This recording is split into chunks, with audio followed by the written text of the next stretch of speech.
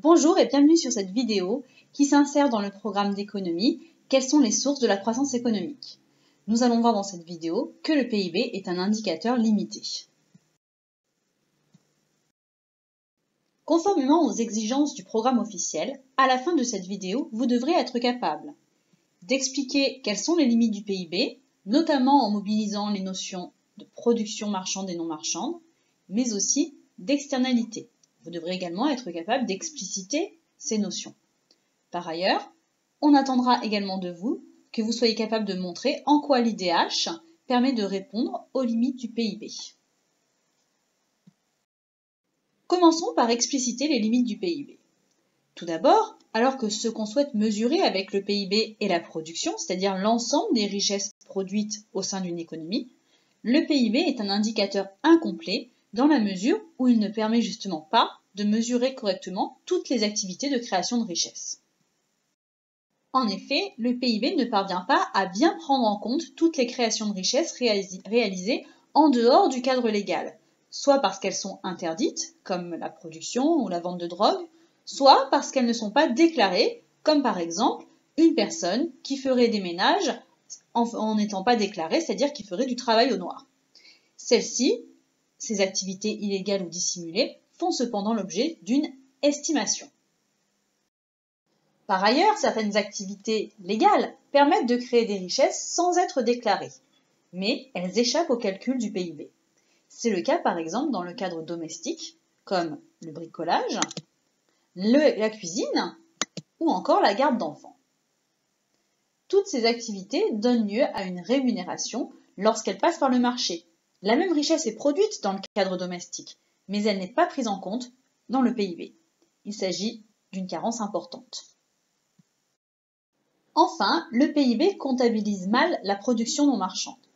Rappelons que certains agents économiques, comme les administrations ou les associations, produisent des richesses qui ne sont pas destinées à être vendues sur le marché et qui n'ont donc pas de prix.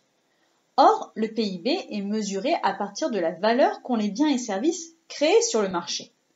Le PIB ne les laisse cependant pas totalement de côté. Il va approximer leur valeur par leur coût de production.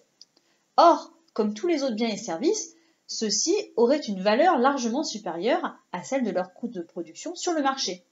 Le PIB sous-estime donc la production non marchande en estimant la richesse créée par l'éducation nationale, par les associations ou encore par les bibliothèques municipales.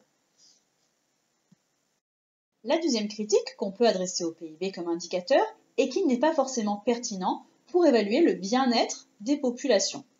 Et ce, pour trois raisons. Premièrement, le PIB ne permet pas de bien prendre en considération les externalités, c'est-à-dire l'impact qu'a l'activité d'un agent économique sur celle d'un autre agent économique sans qu'il y ait de contrepartie monétaire. Celles-ci peuvent être positives lorsque les effets sur les autres agents économiques sont bénéfiques. Ainsi, l'État, qui est un agent économique, dépense chaque année une grande partie de son budget dans l'éducation nationale, qui fournit aux élèves de nombreuses compétences qui, une fois dans la vie active, serviront aux employeurs des futurs actifs sans que ceux-ci, les employeurs, ne versent une contrepartie monétaire équivalente à la richesse créée à l'éducation nationale. Les entreprises bénéficient ainsi d'externalités positives. Or, les activités générant des externalités positives ne sont pas mises en valeur par le PIB. Elles sont traitées de manière équivalente aux autres types de création de richesses. Le problème posé par les externalités au calcul du PIB est encore plus important lorsqu'on étudie la prise en compte des externalités négatives. Prenons un exemple. Une usine qui rejetterait des fumées toxiques dans l'air. La pollution aurait un effet néfaste sur la population aux alentours, entraînant de nombreux problèmes de santé, comme de l'asthme par exemple. Cet effet néfaste ne serait pas pris en compte dans le calcul du PIB, alors qu'il y a bien destruction de bien-être. Mais de plus, les activités qui viseraient, elles, à réparer cette dégradation de la santé causée par l'activité polluante seraient considérées, elles, comme une richesse. Et donc, elles seraient ajoutées au PIB. On arrive donc à cette situation improbable où une augmentation insupportable de la pollution pour le bien-être de la population ferait exploser le PIB. Deuxièmement, le PIB mesure mal le bien-être dans la mesure où il masque les inégalités internes au pays. Ainsi, certains pays ont des PIB très élevés, mais celui-ci masque de fortes inégalités internes, car les richesses créées sont accaparées par une petite frange de la population. Deux pays au PIB similaires peuvent donc présenter des situations très différentes. Dans le premier, une poignée peut être très riche quand une majorité de la population est dans une situation d'extrême précarité, alors que dans le deuxième, les richesses peuvent être bien réparties et toute la population a ainsi un niveau de vie correct. Notons que le PIB par habitant n'est qu'une moyenne et qu'il ne permet pas non plus de donner d'indication quant au niveau des inégalités dans un pays. Troisièmement, le bien-être est une notion subjective. Toutes les populations n'ont pas la même culture et n'ont pas besoin des mêmes niveaux de ressources pour se sentir heureux.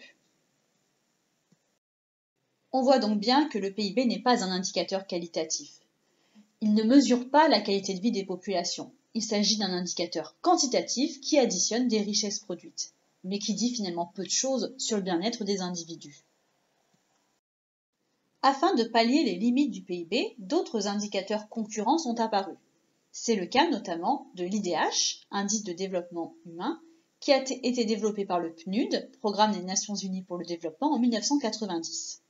Le PNUD s'est notamment inspiré de l'économiste indien Amartya Sen, prix Nobel d'économie.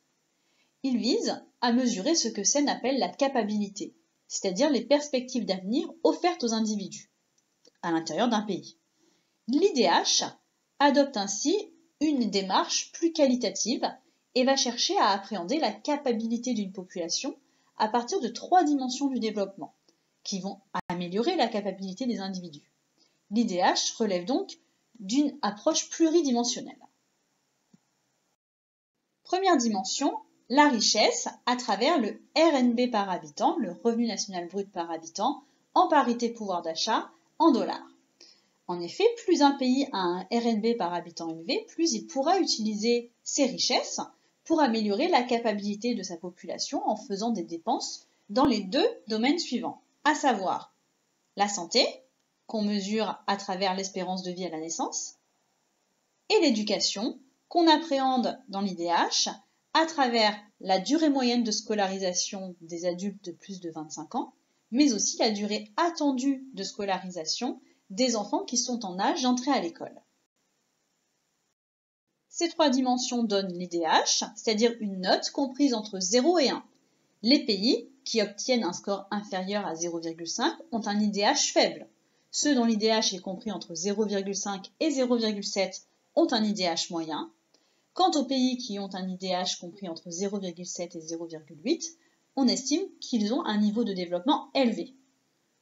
Lorsque les pays ont un niveau d'IDH supérieur à 0,8, ce sont alors des pays qui ont un niveau de développement très élevé. On ne peut cependant pas opposer complètement IDH et PIB. Ceux-ci ont des similitudes dans la mesure où la dimension économique que le PIB appréhende est présente dans l'IDH qui intègre dans son calcul le RNB par habitant. Par ailleurs, un pays qui a un PIB élevé a plus de chances d'avoir un IDH élevé, car il dispose de richesses pour permettre d'améliorer la santé et l'éducation de sa population, notamment en faisant, comme on l'a dit, des dépenses publiques dans ces domaines. Cependant, ils présentent également des différences. Leur approche n'est pas la même. Le PIB est un indicateur quantitatif qui somme les richesses, alors que l'IDH est un indicateur de développement, donc plus qualitatif. De plus, le PIB ne prend en compte qu'une dimension, la dimension économique, alors que l'IDH a une approche pluridimensionnelle. Enfin, si l'État n'utilise pas les fruits de la croissance pour réaliser des dépenses de santé et d'éducation, alors un pays peut présenter un PIB ou un PIB par habitant élevé, mais avoir un IDH faible. Vous pouvez maintenant passer aux activités associées. À vous de jouer!